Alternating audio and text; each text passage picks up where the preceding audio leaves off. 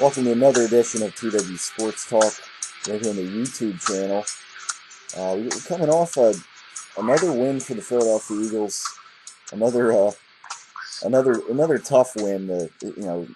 From start to finish against the Washington Redskins. This was a very interesting game. A lot of stories coming out of it. Obviously, Deshaun Jackson's return to Philadelphia, this time as a Redskin. And Philly gave him a hell of a reaction, I guess you can say. Yeah, especially when Jackson was shoving guys. I think he shoved Malcolm Jenkins in a play or something after Jackson made a play. No. Or maybe it was Bradley Fletcher. Malcolm Jenkins laid hit and he actually shoved Nate Allen. He might have thought he was shoving Malcolm Jenkins, I think, because Jenkins was the guy that did the cheap hit, I think. Yeah, and it was a late hit. I don't want anybody trying to cover. Everybody's talking about the whole shoving deal. I'm like, Jenkins came in for a late hit, and at the same time, there's anybody in this defense that Jackson has no prior relationship with. It's Malcolm Jenkins. Yeah. Maybe with the exception of that Saints game last year, but I mean, as far as a teammates go, yeah, as a teammate, everybody on this defense was his teammate last year, except for Malcolm Jenkins. Yeah, but it's pretty much the same defense, other than because a few plays later, him and Nate Allen are like, hey, welcome back. Like he's shaking hands with everybody. Yeah, Kerry Williams, shaking hands. So clearly, I think Jackson thought it was Jenkins, and it was kind of like, what the hell was that there? Essentially. Yeah. And he ended up shoving Nate Allen, and I think he might have realized the mistake, and then like, hey, sorry, I thought you were the other guy. Yeah. And of course, on Deshaun Jackson, and there's the big touchdown catch he had. He had a productive game. I love that catch over Kerry Williams. Yeah, I mean, that was classic Deshaun Jackson. There, it was. Yeah, I mean, you had to think that's you had to expect something like that if. I was begging for it. I wanted to shut the Eagle fans up there because I hated this disrespect they were showing towards this man. Deshaun. Well, yeah. I mean, I don't know. I mean, there's some mixed feelings towards it. It sounded mixed. It sounded like they hate the one that hate the one. Well, towards his release because at least on my end, there's mixed feelings. And I still think the guy got screwed. I think they got him a con. He had one of the most productive years of his career, and he gets cut because him and the coach have a philosophy disagreement. And how perfect was it after that catch that they go straight to Chip Kelly and his mum reaction to the play essentially. Yeah. Well, yeah, you had to think that they would, cut to Chip Kelly in that situation. Yeah, but soon as he scored, man. Lincoln Frazier Field kind of went dead for a second there as far as reaction goes. And I think that play tied the. I think that was a tying. Yeah, that tied the game in the second. Yeah, and honestly, that other Washington was going to win the game. I thought momentum's all Washington now. Yeah, and especially with Jackson pulling off that kind of an emotional play. Yeah, because I know people are going to say he only had 5 catches and they only really had one big play. But that's kind of what he did at Philadelphia to the degree. He had a lot of yards. That's the. And like I said, and Kirk Cousins, he didn't really throw deep a lot. That was really his only big deep throw he threw towards Jackson. Yeah, that's right because Nate Allen was in the wrong area. Kerry Williams had to run over and try to cover for Nate Allen. Yeah, and Jackson's a very fast guy, so it happened then. I mean, Kerry had a chance of tackling Jackson, and Deshaun Jackson just kind of brushed him off, and then all of a sudden he turns around and kind of taunts Nate Allen. Yeah, I was actually surprised there wasn't a flag called for that because it was clearly a taunting there. But no, I was happy Deshaun got a touchdown in Philadelphia. Yeah, I'm sure that's all he wanted was this one touchdown. It completed. It kind of factored into what made this really complete game here. Yeah, now you didn't expect a bench clearing brawl that we had from a clean hit from Baker.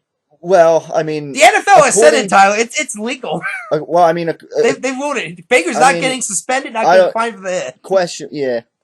I mean, I don't know. According to the rule from Sheil Kapadia, I don't know. No, but according to Troy Vincent, who works for the NFL, who studied the play too. He said. I mean, I guess he said you could make an argument for unsportsmanlike conduct, but it was not what was the play? Roughing? No, it wasn't roughing the passer. It was Well, I guess how to play. Well, I guess hitting an offensive play is the best way to word it there.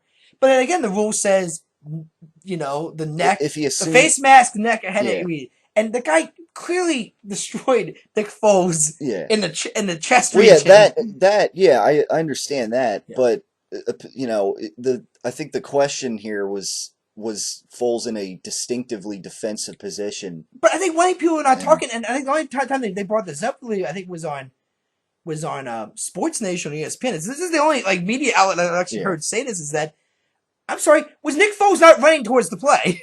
He was meandering towards the play, definitely.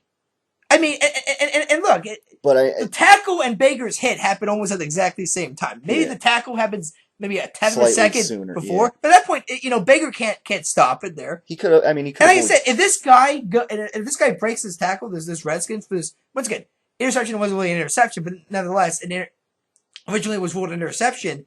Foles is the last guy for Philadelphia to stop him then. Yeah. And if Foles is meandering towards this guy here, what's Baker gonna do? Oh, it's the quarterback. I'm gonna, because I don't buy the fact that he knows the quarterback. I won't buy that from Baker. But what's he gonna do then? Oh, it's a guy who just let him pass and maybe tackle my guy then. Yeah. No, he's gonna. It's not Nick Foles' fault that he's looking at the play and not even looking at the guy on this side, because he's not even looking at Baker's direction. Yeah. I mean, he kind of was begging for it. You can look at it one and two and say, it's unfortunate that the refs called it an interception off the bat. Maybe all this wouldn't have ever happened. But you can also say that it's a stupid rule the NFL has in. Yeah. I mean, if the NFL wants to protect the quarterback, it's simple. They throw an interception, you take a knee.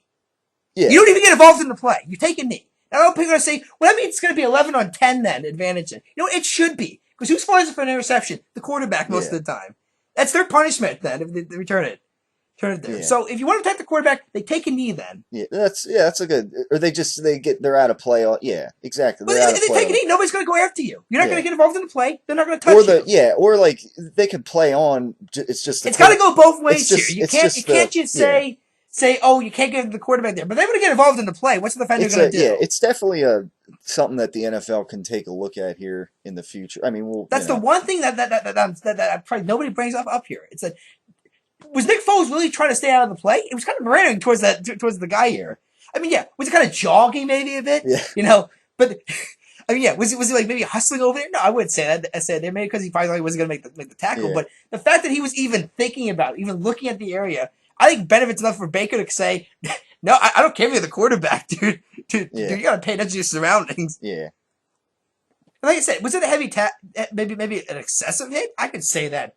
I can see that. I mean, it was. I mean, Baker could probably just block the guy, like just probably with his hands, just push him, and Foles isn't going to do jack to him. I think that's I mean, I think that's like an issue that people had with it too. Like if Baker just put his hands out and. But at the same time, I can see Baker's perspective where. He does this to linemen all the time because they're linemen. It doesn't look that impactful. And because it's a quarterback. I mean, it's almost like if a kicker took the similar tackle, it would look vicious. Yeah, that's right because it's the kicker. Yeah, and I mean, not a quarterback standing still and everything. And, yeah. I mean, my thought on that is like, I mean, this obviously it's a league that's trying to protect the quarterback, so.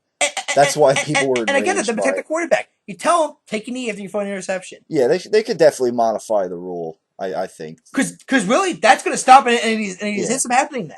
Right. Yeah. What's the goal? Stop and hits from happening then. Yeah. Well, if it is, then so the NFL. Yes, definitely the NFL can look at this. If that gives the offense a disadvantage on interception, what that happens. That happens then. Yeah. Yeah. So I mean that's definitely they can look at that. Yeah. I mean Foles was starting to look over towards the play and Now, before people start accuse me of being a Nick Foles hater, I can tell you this. The guy's the franchise quarterback now. I am convinced now. 3 games in the season, I'm convinced. Now, it doesn't matter. This guy can get hurt week 4. He at this point he deserves at least a 3-year extension. Yeah, I mean to me I'm just I'm just going week by week. I'm not I'm enjoying what's going on like right now. This so far this season, I'm not looking too far ahead. So I mean, I'm not even. Tyler, I'm just saying, and really the thing that changed my mind was the whole Jameis Winston scenario because at this point I'm looking at the next year's quarterback pack and I'm like, there's nobody Philadelphia can pick up next year at quarterback. Yeah. So the options are, and not to mention the best option right now is Marcus Mariota. I just think has bust written all over him. I think but look at. Look at that, and look the free agent market. I don't see any guy that has this youth factor that Foles has. And look, Mark Sanchez, to me, even if he picked up and played the rest of the season, he's not the franchise QB. Yeah. I'm sorry, I'm getting sick and tired of this damn roller coaster at the quarterback position. It started with Kevin Cobb, who's going to replace Donovan McNabb. He gets hurt. Michael Vick comes in and plays well. He's the franchise QB then. We give him a franchise contract, essentially. Then he starts to turn to a bust. Now we're on Nick Foles here. I'm sorry. You got to stop with somebody eventually. Yeah. So, at this point, Mark could play well. I hope he gets a job somewhere else. I hope because I think he's played good to get a starting job. I think somewhere else, yeah, in the preseason. I think, and I mean, you tell me Houston can't take Mark Sanchez. You tell me he's not as good of a quarterback as Ryan Fitzpatrick is. Yeah, like Sal Palantonio said, get Andre Johnson, and that was a possibility. Even though receivers are probably the best part of the offense this week, surprisingly. Yeah, but no, I'm convinced. Just. He's the franchise QB. If you had to ask me today, I'd say like going forward and because I'm not gonna lie, he showed a lot of toughness in the game. He took a lot of hits. I mean, especially when you lose like at least half of your which goes to Jason Peters. I get defending Foles then, but why'd you throw a punch at the guy? Right. You can't. Once again, everybody's picking on Baker for who he grabbed the face mask after Peters threw a punch at him. Two wrongs don't make a right. Yeah. Well, let's go with. How about we'll go with that. I mean, Peters could have gotten in his face. And I was actually shocked when they called Trent Williams number originally. And Trent Williams' reaction was my reaction too. What? What did Trent Williams do in this? Yeah. I mean, I saw Peters throw a punch. I mean, that's ejection in my book. Yeah. But no, Peters should have known better. I get it. I'm defending my guy, and I agree. I can see that. But why would you throw a punch? But you can't. Yeah, you have to. Yeah, I mean, you can't throw a punch. It's the bottom line. I mean, yeah, and like Chip Kelly said, it kind of turned into a hockey game at that point. And, I mean, I kind of think the same thing. This is what happens with the Flyers a lot of times. They get, and then they get caught with bad penalties and that. But yeah, so that's Philly's strategy. They got to be aggressive. Yeah, I mean, all in all, though, I mean, Foles gets up from the hit. Yeah, he should, saw a tough side of him that you never really saw before. I mean. A lot of people are making the references to Rocky. For instance, Foles was like Rocky. I mean, and look, looking forward, he's gonna see a lot of that from San Francisco definitely on Sunday. Yeah. Even though their defense has been spotty this year, they're still going to be putting a lot of pressure. They're missing, they're missing guys, but they're definitely gonna pressure Foles. And I mean, fortunately, Foles was getting hurried, but I mean, he didn't get sacked in this game, I think, again. So that was No, but he took a lot of hits. He did. Oh yeah. He didn't. Don't get me wrong. He didn't get sacked, but he took a lot of hits, and he kept getting. There was no question which defense got to the quarterback easier. Right. Easier than that.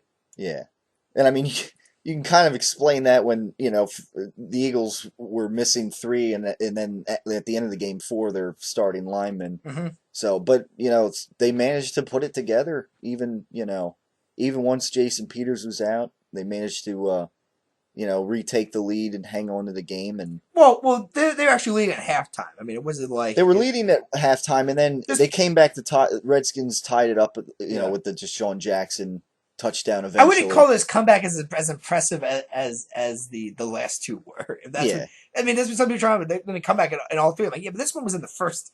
Yeah, this was actually in the first half. They actually had the lead, and they actually never really lost the lead in the second half. Yeah.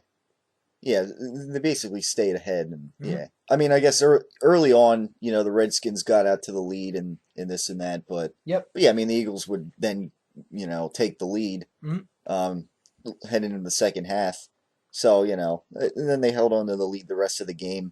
Even though there were times where Washington was right back in the game and could have taken the lead, but it never happened. So. I mean, I guess credit, at least on some drives, to the defense for hanging on there. Even though they give without Michael 500 and 30 yards, 410 passing to Kirk Cousins. Yeah, I mean, of course, Kerry Williams, I guess, trying to excuse himself at least to some degree after the game. I got disagree. Although he did retract. Yes, I know he did that. The other day. I actually have to. I will agree with you that it was the wrong time to make that statement. Wrong time. I gotta disagree with that. This was because of his blown play of Jackson. Technically it was Allen that blew the play, and Kerry was trying to save Allen. Allen in the end, and he actually kind of made up for it. He actually got caught up to Jackson, just going to tackle him. Yeah. But to me, this is a problem that I'm seeing with Chip Kelly right now. Chip Kelly can easily turn into Jim Harbaugh right now, where he could have a lot of success with Philadelphia, but could be out because the locker room's going to start to come out and retract him then. And then maybe management's going to start to get on his case then. I mean, because I didn't know the San Francisco here. Jim Harbaugh is probably going to be out of the NFL. Well, I should say he might get a coaching job somewhere else, maybe. Yeah. But he's out of San Francisco no matter what this team does here. And that has a lot to do with how they've perceived the way he's handled the team from a coaching standpoint. Despite all the wins, there's just, and not to mention there's bickering with management over how much of a pay increases you get and so on and so forth, etc. But I look at the comments here, and I did hear analysts say this here. Look, Chip Kelly's goal is to essentially change how a team preps in the NFL in a way. Yeah. The way the Eagles practice is way different than other teams practice. Yeah. Most teams usually rest their players on a Saturday. Apparently, the Philadelphia they go hard. They go hard on a Saturday. Yeah. You know, which even I hear that, and I'm even going. You're gonna have a lot of tired legs. I think Sunday then, but somehow this team comes together in the second half somehow still. Granted, against Jacksonville, Indianapolis, and Washington so far, but I mean, like I said, from the no-huddle offense, the way they practice, to having these, health professionals come down from Oregon and so on. Yeah. He wants to change this whole environment in the NFL. Here's the problem Chip needs to understand here, though. You're going to have this constantly because you're changing something that's been a proven factor of success for, how many years in the NFL. Everybody has always done this way because past people have always done it this way, and they won championships this way. No one's tried your route, Chip, because nobody's won a championship playing this route. So summing up, Chip, in the NFL, you want people to take you serious? Because I don't think anybody really takes Chip Kelly serious as a head coach in the NFL. Outside of Philadelphia, I would say. Yeah, well, I don't know. Dilfer said last week I don't know. He said something about Chip Kelly being like the finest new coach or something he's ever seen or something like that. Okay, so one analyst.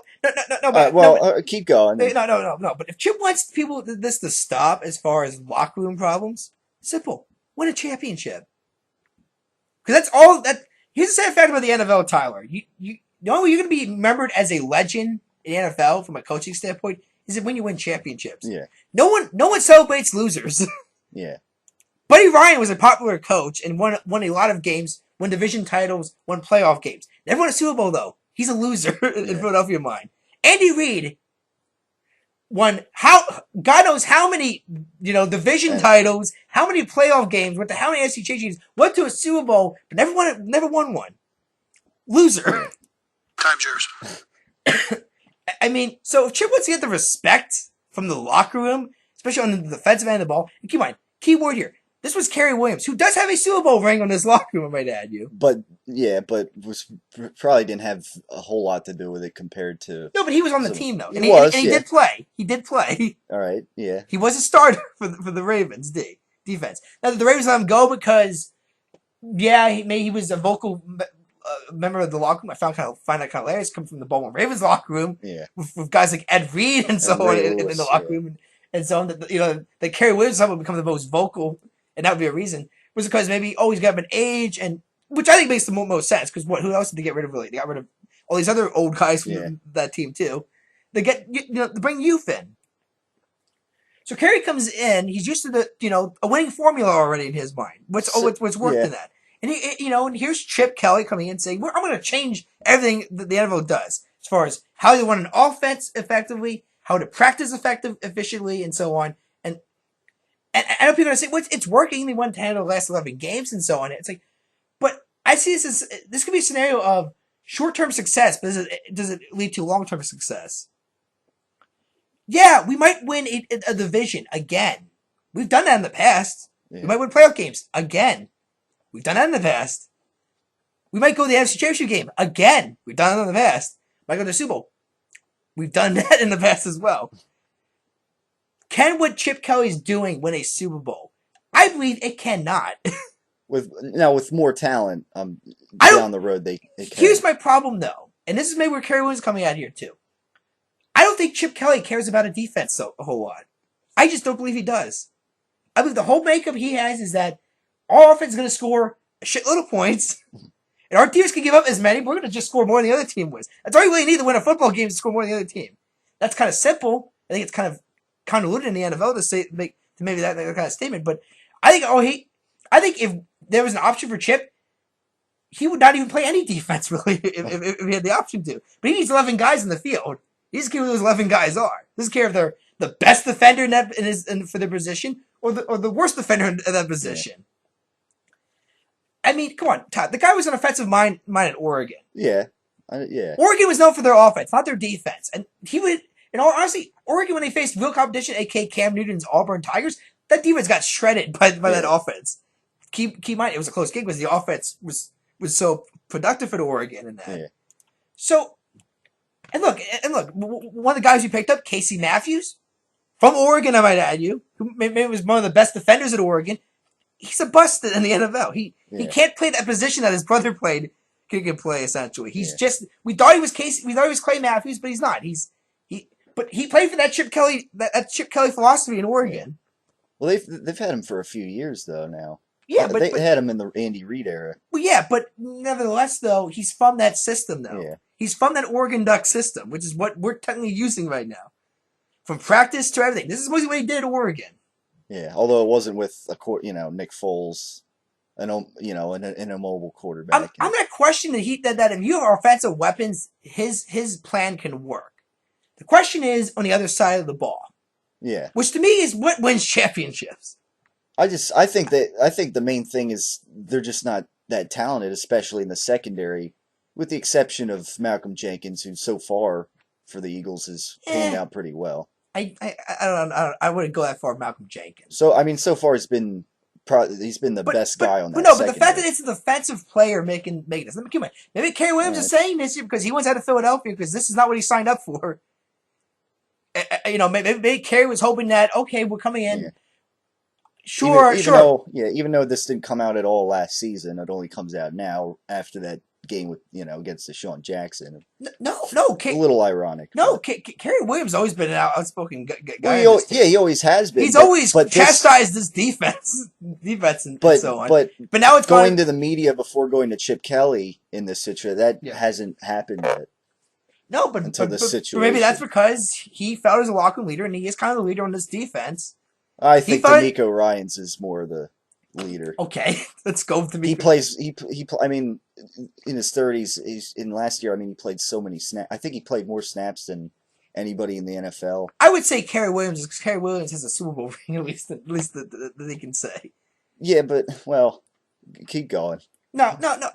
I'm just saying, Tyler. The fact that he was a defensive player that brought this out here should terrify Philadelphia fans to a degree. I know we're 3-0. I know it's great in that, but at the same time, what does Philadelphia want in the end? What does every franchise want in the end to eventually their team accomplish? A championship. Yes. I don't think that this current strategy is going to lead to a championship. Yeah. Like I said, I'm just looking at proven history in the NFL. You need a defense. I mean, I brought up how the only team that made a Super Bowl without any defense was the Miami Dolphins. You can make an argument for the Saints that actually did beat the Colts that one year. And maybe you can make an argument for Indianapolis too. But they also did run no huddle. They also at least had some playmakers on defense, at least. They had Dwight Freeney at Indianapolis. And even Sean Payton's Saints team had, some playmakers on that defense too. I mean, that was the same defense that kind of demolished Brett Favre and the Minnesota Vikings in the NFC Championship game and so on. But, I'm seeing a defense that has, best of my knowledge, no pass rusher, horrible secondary. Yeah. Well, they didn't have a pass rusher this past game. I don't think we ever had a pass rusher. But, I mean, has this defense recorded one sack all season yet?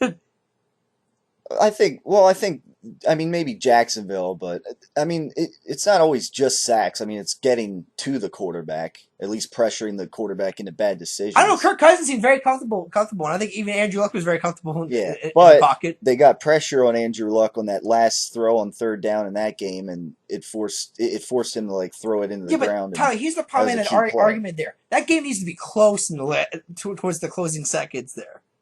Needs to be close. That's not going to happen in every single game. Not every game, but and keep in mind, against playoff teams, which as of right now, I don't think Philadelphia has faced anybody that's really been I mean, at this point, I'm still convinced the AFC South might actually be the worst division in football at this stage of the game. The Texans get demolished by the Giants. Yeah, well, they're probably coming down to earth a little more. Coming down to earth, or is the South just bad this year? The AFC South, really? I mean, we're going to see. Tennessee faces Indianapolis. Tennessee beats Indianapolis there. That's a wide open division again. Then all of a sudden, well, I don't think that'll happen. The way they looked against Cincinnati, and I think that who as right now is probably one of the best teams in the AFC right now. I think Tom Brady and the Patriots aren't playing like they want to go back to the Super Bowl this year. I think, and even Manning and the Broncos have weaknesses. Yeah, but anyways, getting back to the defense, I think. Well, first of all, I think Kerry Williams probably won't be on this team next year. Oh, well, that's guaranteed. I can tell you that. You make those comments, especially if that's how Jackson got cut was because he was a game aboard the Chip Kelly philosophy, which I'm convinced is all about offense and little defense as possible. Yeah, which would make sense from his standpoint. He's an offensive guy. That's all he's ever been in his career, is an offensive guy. He has no defensive background whatsoever. Yeah. Well, I mean, look at Gus Bradley in Jacksonville. Maybe there's somewhat of an opposite there. Well, yeah, exactly. No offense. More defensive mind. Yeah. Yeah. The defense has players though, because Gus Bradley, that's what he knows. Yeah. Like I said, I'm not going to say that works every time, but I'm just saying. And like I said earlier, there, I mean, what Chip Kelly does is not unique. There's been plenty of coaches in the past that have said, "I'm going to throw tradition out of the way. I'm going to run a radical, idea for football." Bill Walsh and the 80s Niners, the West Coast offense was pretty unique back in the day. Time, yeah. Now it's one of the most used offenses in football. Yeah. Granted, he won 3 Super Bowls though, so success matters in the league. So if Chip wants to be, like I said, taken seriously like a Bill Walsh was, you got to win championships here, and I don't see it happening here with this team.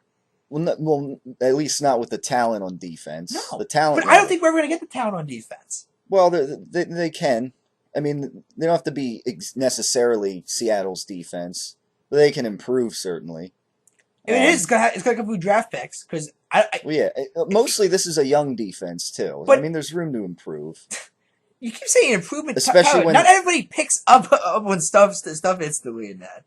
It's like Colin Kaepernick. You're saying we can improve as a passer. He might not. He might be known as a scrambler for the rest of his life, essentially. Might not, but that might there's a skill set that can improve. A few dips and dumps, essentially, here once in a while.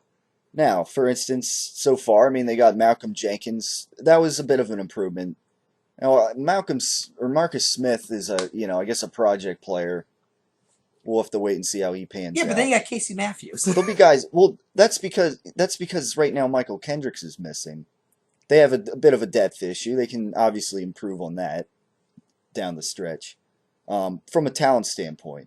But yeah, I mean, to me, the secondary is mostly the main issue right now with this team. I still think we have a pass rusher. I know people want to say Fletcher Cox is okay. I mean, first 2 games. All Connor Baldwin can do is occasionally he might get close to the quarterback. He can knock a ball down once in a while. That's all I've really seen this guy do aggressively on the defensive side of the ball. He never really got to the quarterback. He never really has gotten to the quarterback. Yeah. Closest he gets to is if he gets close enough. Occasionally, I guess if he has a running back covering him, like against Jacksonville, he might have a height advantage and then maybe knock the ball down. Yeah.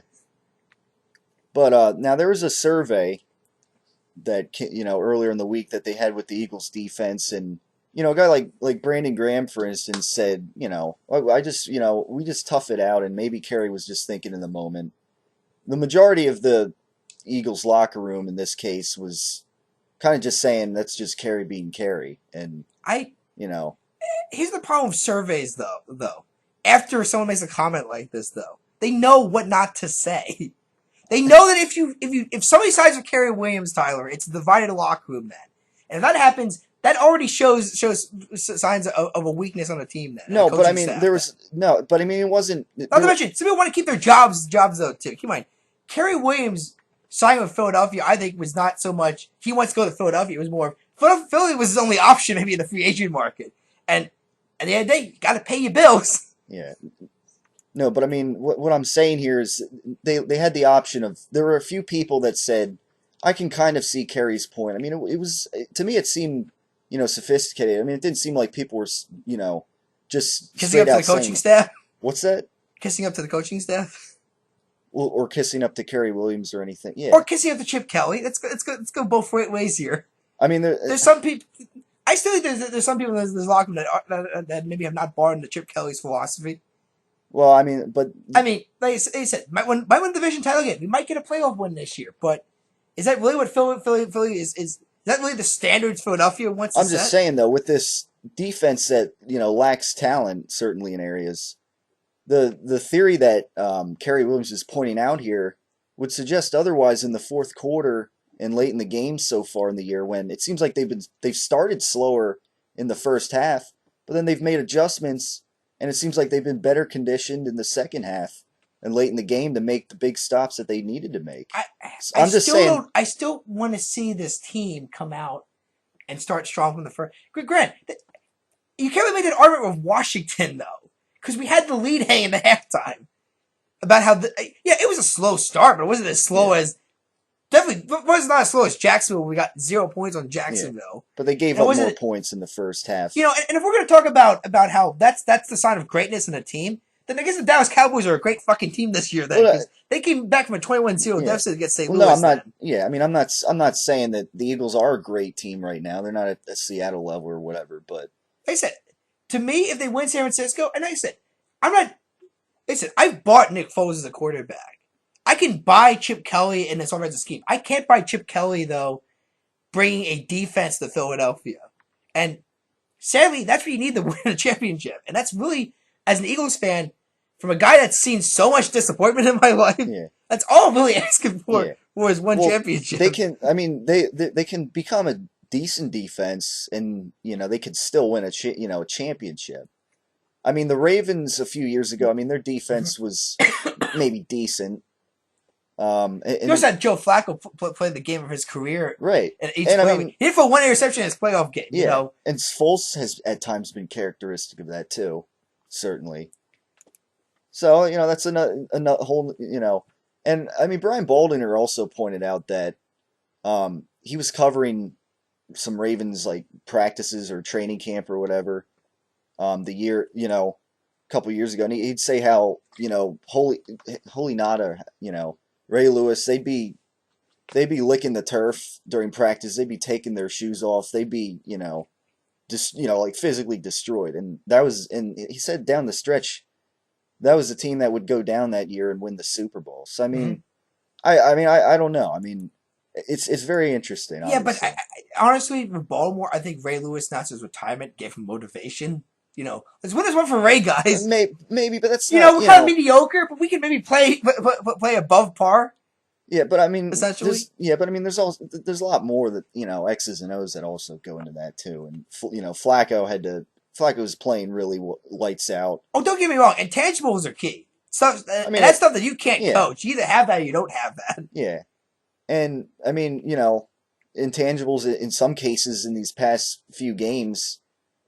Just maybe mentally, some of these guys on the Eagles defense that aren't that talented, they still have that fire at the end of the game, and maybe as long as the team's still in the game, I guess you can say. Yeah, that's the thing though. As long as we're always in a game, this defense might have. There might be that spur of the moment here where it's like we just we played shitty for almost 60 minutes there, but man, that one play we might play, which actually might matter more in the first 60 minutes essentially of a game. I mean, I can get that title there, but I'm just saying that's not, to me, a championship formula. Well, I think it's, to me right now, it's the lack of talent on defense, and especially the secondary mostly. And like I said, I'm not going to disagree with lack of talent here, but I'm still going with the belief that we're not going to pick anybody up in the free agent market that obviously the Legion of Boom is going to be letting guys go. I doubt we pick any of those guys up on defense. I doubt any of those guys are going to want to crawl to Philadelphia right well, now. They don't have to. They can draft guys like Seattle did and build kind of from the ground up. I mean that doesn't mean that they're going to become a Seattle to me, defense. no offense, I get people going to say there, but I think Pete Carroll is a more well-rounded coach too than Chip Kelly is. Well, that remains to be seen. I mean, then again, Pete Carroll, they didn't go 10-6 their first year in that regime. I mean, no, but I think Carroll though, it was a nice build, definitely. I think Carroll though, when he coached at USC, he had essentially I think an NFL team there. Yeah, well, he had NFL experience as well. Yeah, but the way he coached USC was pretty much an NFL team. He had talent on defense. Yeah. There's a reason why they won 2 straight national titles. Almost a third one. It wasn't for Vince Young in Texas screwing up that 1 year. I mean, and yeah, he had Reggie Bush in the backfield. Yeah, Matt Leinart was kind of a bust in the NFL and that, and so, but he actually had NFL talent here. The thing with Chip Kelly with Oregon was he picked a lot of fast guys to run the offense. Essentially, his whole deal was you don't really. I almost feel like you don't really need a defense. You kind of need a defense because the rules say you need 11 guys on the side of the field. But I really don't think Oregon really has shown, even since he's left, and they still use Chip Kelly offense at Oregon. Yeah. They really have not shown any signs of a great defense at Oregon. I mean, I don't even ever watch Oregon games on Saturday. There's no defense here. But when that offense is on there, it's a show on turf. There's no question about it. It's entertaining as hell, which and that's great there. And people always talk about Chip Kelly's success at Oregon. It's like he didn't really. What big success did he really have at Oregon? I mean, I believe they only won the Pac-12 once. I believe they only went to the championship game once. And you can make an argument that a lot to do with more of the talent he had that year, as far as at least he had maybe some kind of talent on defense, maybe. Yeah. Because I mean, Casey Matthews was a great college player, but clearly, Pac-12 talent clearly is not the same as the NFL talent is. Yeah. Well, definitely. There's time for them to draft some guys hopefully in defense down the road. Marcus Smith is a project guy. We'll see how he pans out down the road. But to me, I think the other problem is what if the NFC East gets better then too? You're thinking futuristically. What if everybody else gets better? Yeah, I mean it could. Better.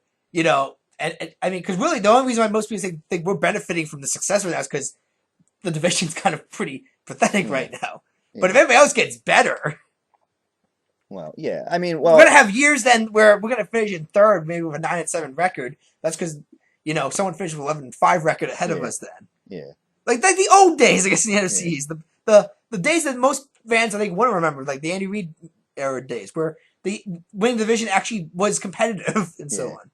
Yeah.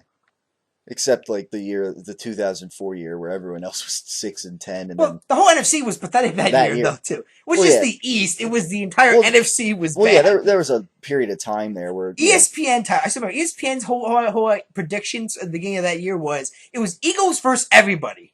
Yeah. Do you take the Eagles or do you take the NFC? Yeah. And I remember, I think it might have been Adam Schefter. It was somebody on ESPN said, I'm going with Philadelphia, but at the same time, because this is this point where we lost 3 straight NFC Championship games. Yeah. Yeah. It was the Rams, the Bucks, and the Panthers. Yeah, 3 straight. Bucks and Panthers are favored to win, and because those were more those were home games. The one against the Rams was at St. Louis, and I figured we were going to lose that one because even though it was Mark Bolger, you had Torrey Holt. Torrey Holt. Isaac Bruce was still in the team. It was still a must see team on turf essentially, and it was at St. Louis too. But so we were saying this is a team that's also been favorites in the championship game in the past, and they've choked big time. Yeah. So, but I remember it was the NFC first. It was the Eagles versus everybody in the NFC essentially. That they didn't even ask for are these 4 teams who you see the best chance going to the Super Bowl essentially. It was the Eagles versus everybody. Yeah. I mean, hell, I think the Falcons were the 6th seed too in the NFC that year too. If I remember right. Which year? No, wait. I think it was the 5th seed maybe. Wild card, yeah. Yeah, because the Falcons, I think were a wild card team, and they ended up pulling off some upsets and facing us then in the championship game. Yeah. Or no, I think that was in 2004. You're talking about.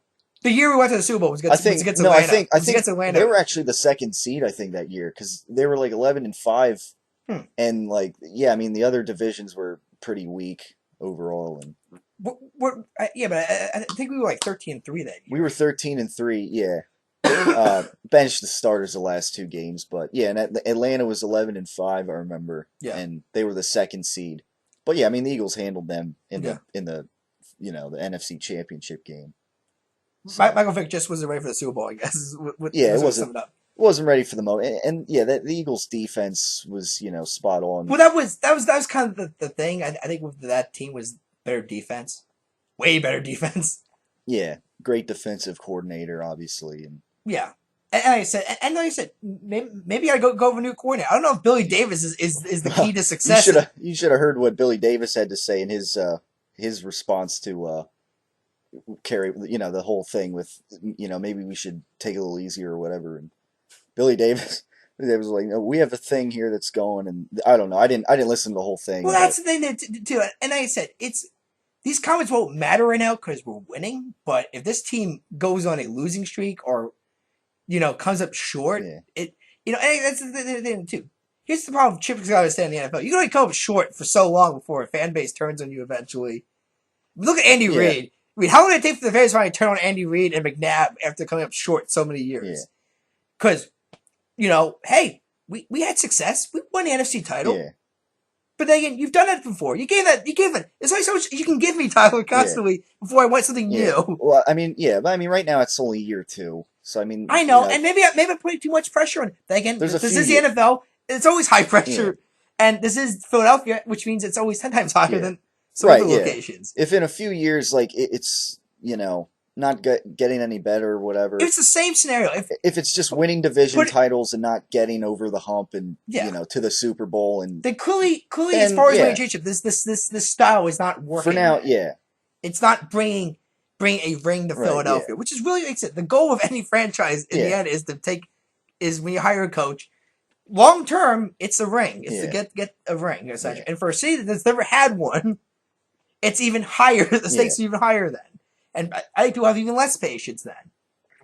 But like I said, right now people are getting bored of the Chip Kelly bandwagon right now and I'm still reluctant to get on there because I want to see more this year. Yeah, well, I mean, I still haven't seen this team show any signs that last year's team really showed. Or you can say they showed the same because there were plenty of games last year we almost lost because we collapsed in the second half. Well, this year it's like we collapsed in the first half, and also in the second half we have this energy that wasn't there in the first half. Yeah. Though Washington, I disregard that because we had the lead in the second half. The end of the second half. So it wasn't the same as the Colts and Jacksonville. It wasn't quite the same, but they did give up less points in the second half. But they gave them a shitload of yards. Which they did a lot last year too. They gave up a lot of yards. Yeah, I know. But you can't do that against everybody. Right, yeah. But, I mean, Washington, it's a pretty decent offense. And maybe I'm just pissed off because as of right now, we're like the 4th highest ranked team on ESPN's power rankings. I mean, I don't even Which to me is just like jinxing the hell out of this team. Then. Yeah. I mean, I don't even... You talk about maybe overhyping a team. It's what ESPN's doing right now. You've got Stephen A. Smith on First Take saying, I think this team could take on Seattle and win at Seattle. I think the Legion of Boom can handle this attack of Strohs and McCoy, even though they've been McCoy's been kind of a no-show this year so far. Yeah. Well, he was probably playing with a concussion most of that game. After that one hit he took, I don't... Yeah, but the first 3 games, he's been a relative no-show. Teams have definitely been, teams have been gearing even then, Darren Sproles would literally come out. And like I said, I wasn't anybody was expecting Indianapolis to happen. What happened in Indianapolis happened every week with this guy. It's not going to happen. Yeah. Never they shut him down, but Darren Sproles has a record of being inconsistent. That's why Saints let him go. That's why the Saints let him go. This guy can have his moments, but he doesn't have them consistently. Sometimes, I mean, and he's 31, so he's getting older. And in the running back years, that's very old. Yeah. And sometimes it depends on what the defenses are doing too. I mean, that's and obviously every week they're trying to shut down LaShawn McCoy this year, and it depends. I mean, depends what else how the Jordan offense Matthews had a pretty good game. Matthews and Macklin as well. Macklin had that nice run that Evan Matthews screwed up. Yeah.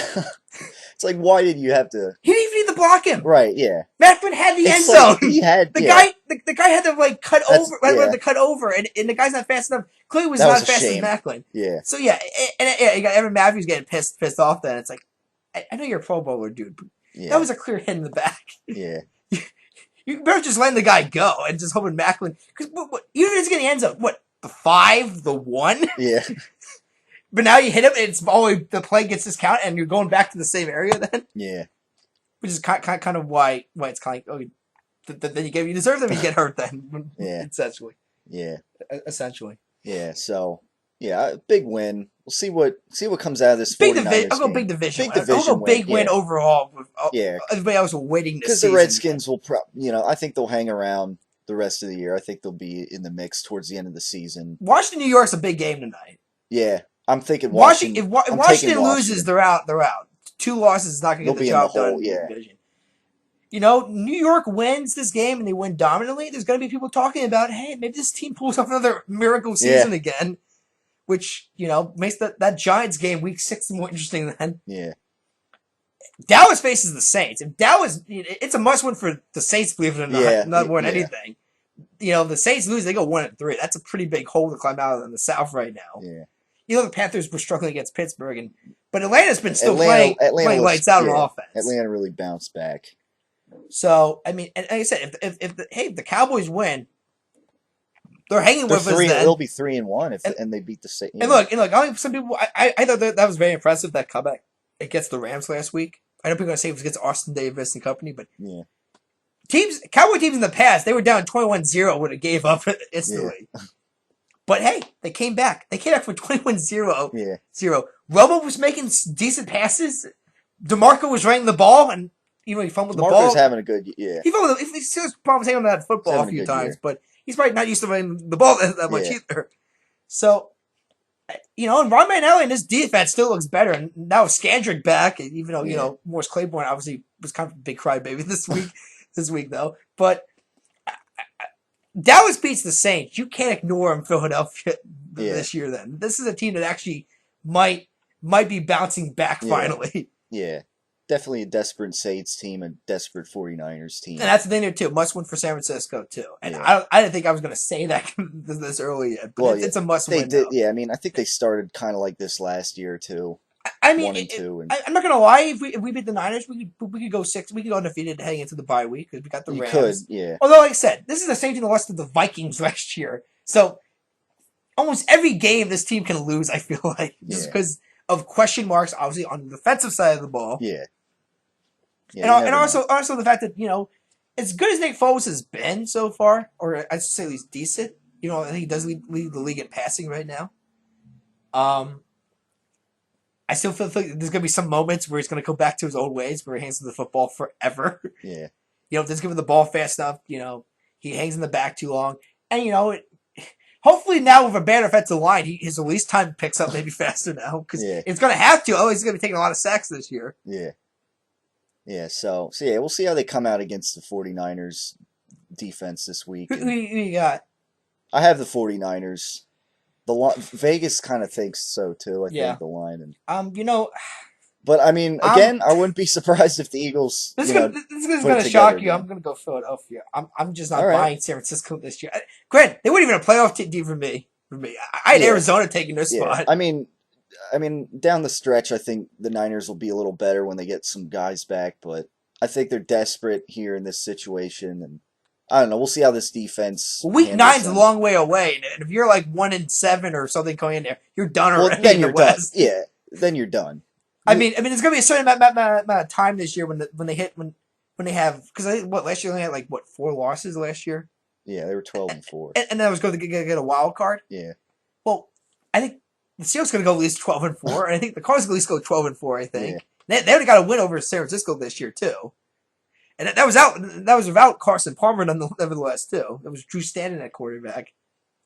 So if they get to 5 losses, I think it's over. Yeah. They're going to need the rest of the wild card. They can be pretty bad this year then. Yeah. Because I think they get to 5, it's over. But 1-3 is not a great start either. Yeah. But I'll go Philadelphia. I'm not buying Kaepernick in his offense this year, especially with Vernon Davis out. Yeah, that's they're tight I'm ends. sorry, Michael Crabtree's not going to carry this team this offense this year. I mean, they really have not been utilized. And like I said, old age. I don't think Frank Gore has that many good years left in him, really. Like I said, the holes, too many holes. So I would not be shocked if Philly won. So I'll go Philly. I was just saying they're going to go 6-0 ahead bye week. But then again, at this point, do we really face any playoff teams winning the station though either? Well, I think the Colts will start looking more like we'll themselves. See Tennessee. They lose to Tennessee. I expect a big damn apology next week, Tyler, about how you left in my hole. I think Tennessee might actually challenge the South this year, maybe. Yeah, well, I will apologize if they get destroyed and say I was wrong. Jake Locker is not the solution to this problem in Tennessee. But if they beat Andrew Luck and the coach, you got to admit that I was right that the South is weak. Yeah, I'll be impressed if they. And then maybe the Colts don't have this division locked up like people think. Yeah, and also that the East is maybe not the weakest division in all of football. Maybe the AFC South takes it this year. All right. So and you know what? I'm going to go Dallas over New Orleans because I can't buy the Saints right now. Even with their win against the Vikings, they did not look very impressive. Yeah. All right. So yeah, we'll be back on TW Sports Talk next week to discuss the Eagles game and whatever else goes on in the division. Well, no. Do you want to wait till week 5 maybe to do that? But I thought maybe when we get to a certain point in the week, we look at the league and overall and look at if we're buying and selling any teams at this point. Yeah, we can do that. Because at that point, by then everybody's played at least a quarter of their season. At least by week 5, everybody's played at least 4 games. So I figured at least by week 5 we can do that maybe then. Yeah. Yeah. So yeah, stay tuned for that maybe next week, and we'll be back on TW Sports Talk as always. Thanks for tuning in.